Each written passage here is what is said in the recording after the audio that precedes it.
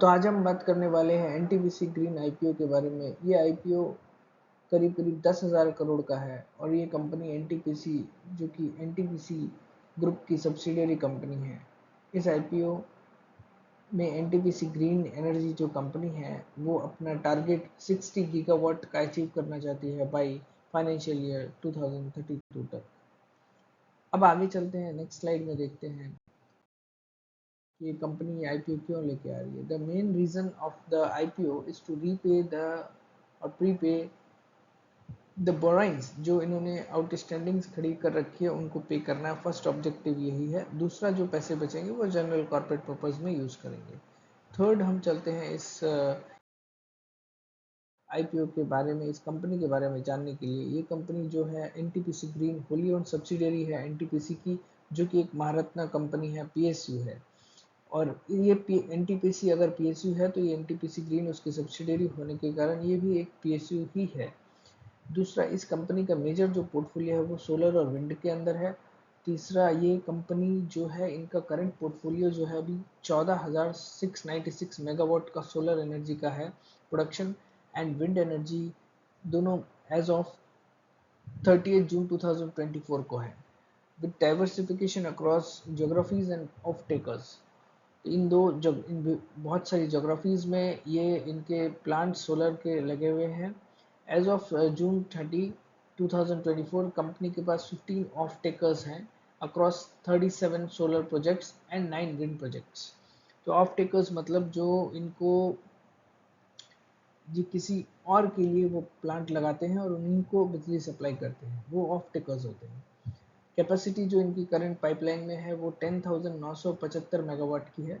The company aims to add around 60 gigawatt of renewable energy by 2032 और इनका 2017 का target है 27 का टारगेट है 15 गीगावाट का। नेक्स्ट हम अब देखते हैं इस कंपनी के बारे में कि इनके क्या क्या वर्टिकल्स है। जो इनके मेजर वर्टिकल्स है वो है solar energy, wind energy, hybrid and green hydrogen. अभी बेसिकली इनका फोकस सोलर और विंड पे ही है। ये दो अपकमिंग सेक्टर्स हो सकते हैं। थर्ड, कंपनी के फाइनेंशियल्स के बारे में थोड़ा जानकारी ले लेते हैं। इस कंपनी के जो मार्च 24 के जो फिगर्स हैं उनके हिसाब से उनके जो रेवेन्यू था 2037 करोड़ का था, पैट जो है 344 करोड़ का है था, और इनकी जो रिजर्व्स एंड सरप्लस है 512 करोड़ के हैं। उनके बोराइंग्स 12,796 करोड़ हैं, जो कि अभी जून 24 में बढ़ के 15,000 करोड़ हो गए हैं। ये कंपनी ने और प्रोजेक्ट्स लिए होंगे इसलिए इनकी बोरिंग बढ़ गई है। और अप टू जून का यानी फर्स्ट क्वार्टर 24 का जो प्रॉफिट है वो करीब 138 करोड़ का है। 23 के फिगर्स हम नहीं देख रहे हैं क्योंकि उस समय कंपनी जस्ट स्टार्ट ही हुई थी, इसलिए वो फिगर्स थोड़े से बायस्ड है। नेक्स्ट, अब हम चलते हैं, इनका कंपैरिजन हमने किया है एक अडानी ग्रीन के साथ। सो ये आर्टिकल मैंने कहीं से सोर्स किया है। इसमें दिखाया जाता है कि इनका जो रेवेन्यू है, जो ऊपर में जो दी गई है वो कैपेसिटीज़ है सोलर विंड की, उनसे ठीक है। और अब रेवेन्यू देखते हैं।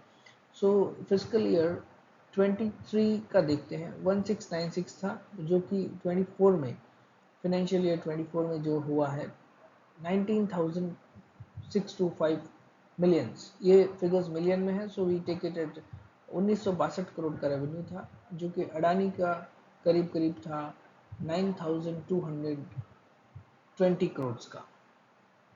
सो कंपेयर टू अडानी इनका भी रेवेन्यू बहुत कम है, बट इनके जो पैट मार्जिन है वो करीब 17% 18% के पास है, और इस क्वार्टर में तो और भी ज़्यादा है, 24% के हो रहे हैं, क्योंकि ये मार्जिन्स कंटिन्यूसली बढ़ रहे हैं, कंपनी की ऑपरेशनल एफिशिएंसी बढ़ रही है इसलिए। नेक्स्ट हम देखते हैं कि कंपनी का क्या रेशियो वाइज क्या कंपैरिजन है अडानी के साथ। तो एनटीपीसी ग्रीन का दो जो बेसिक ईपीएस है वो 0.73 है और अडानी का 6.21 है, और रिन्यूएबल पीएलसी जो एक और कंपनी है उसका 9.94 है। इनका ईपीएस जो है बेसिक ही हम डिस्कस कर रहे हैं, और एनएवी जो है 10.9 की है, इनकी 62 की है। और पी रेशियो अडानी का बहुत ज़्यादा है, 288 का है और रिन्यूएबल का 52 का है, और इसका पी रेशियो अभी पता नहीं चल पा रहा है। सो लिस्टिंग होने के बाद हमें पता चलेगा। रिटर्न ऑन नेटवर्थ इसकी अडानी से करीब कम है, 5.53 की है। ओके, नेक्स्ट हम देखते हैं कि इनके अदर कुछ इंपॉर्टेंट पॉइंट्स है इंडस्ट्री को लेके। सो कंपनी का जो मेजर ऑपरेटिंग प्रोजेक्ट्स है वो राजस्थान में कंसंट्रेटेड है, जो कि अगर वहाँ कुछ पॉलिटिकल या सोशल प्रॉब्लम आती है तो बिजनेस हर्ट हो सकता है।